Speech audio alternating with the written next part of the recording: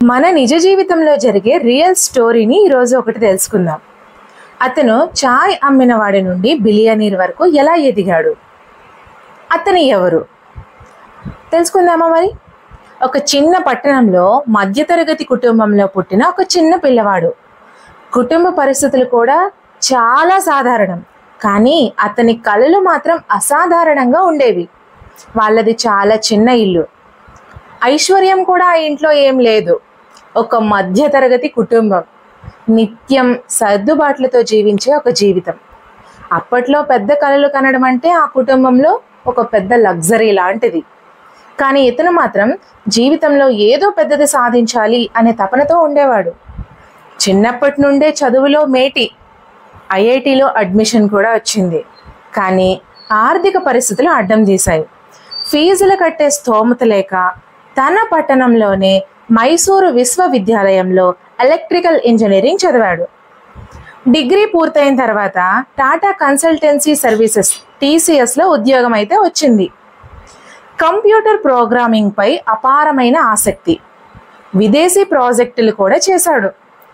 ఒకసారి ఫ్రాన్స్లోని ప్యారిస్కి వెళ్ళినప్పుడు ట్రైన్లో ప్రయాణిస్తూ ఒక పెద్ద సమస్య ఎదురైంది. అతని వద్ద సరిపడా డబ్బు లేదు. రైల్వే స్టేషన్లో 3 రోజులు ఆకలితో గడపాల్సి వచ్చింది. ఈ సంఘటన అనేది అతని మనసులో గాఢమైన ముద్ర వేసింది.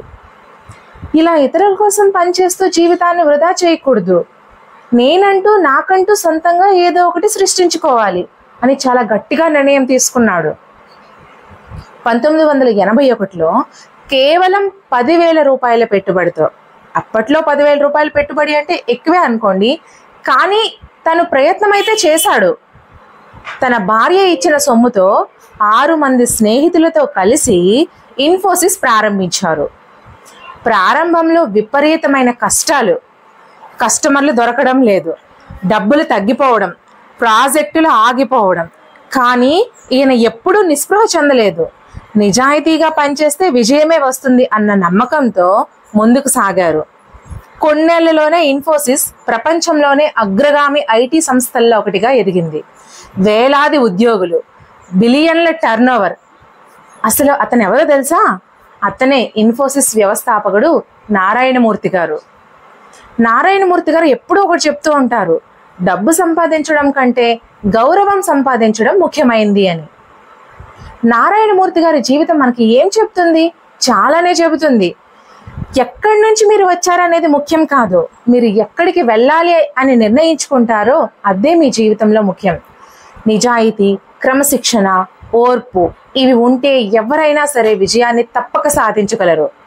విజయం సాధించిన తర్వాత సమాజానికి కొంచెం మాత్రం తిరిగి ఇవ్వాలి. మధ్యతరగతి కుటుంబం నుంచి 10,000 రూపాయల పెట్టుబడితో ప్రపంచాన్ని మార్చిన వ్యాపారవేత్తగా మారిన నారాయణమూర్తి గారి యొక్క కథ ఇది. ఇది మనకేం చెప్తుందంటే, కలలు కనండి, వాటిని సాధించే వరకు ఆగొద్దు. సొమ్ము లేకపోవడం అనేది ఓటమి కాదు, కలలు లేకపోవడమే అసలైన ఓటమి.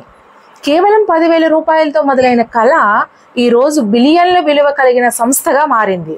కారణం నిజాయితీ ప్లస్ ఓర్పు ప్లస్ కష్టపడి పనిచేయడం. మీ పరిస్థితులు మీ భవిష్యత్తును నిర్ణయించవు, మీ నిర్ణయమే మీ భవిష్యత్తును నిర్ణయిస్తుంది.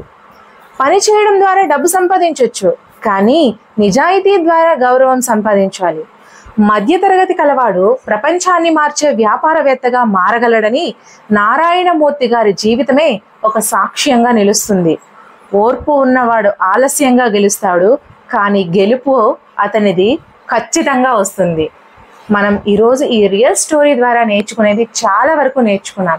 ఇటువంటి మరెన్నో రియల్ స్టోరీస్ కోసం మన ఛానల్ని ఖచ్చితంగా ఫాలో అయిపోతూ ఉండండి. అందరికీ నమస్కారం.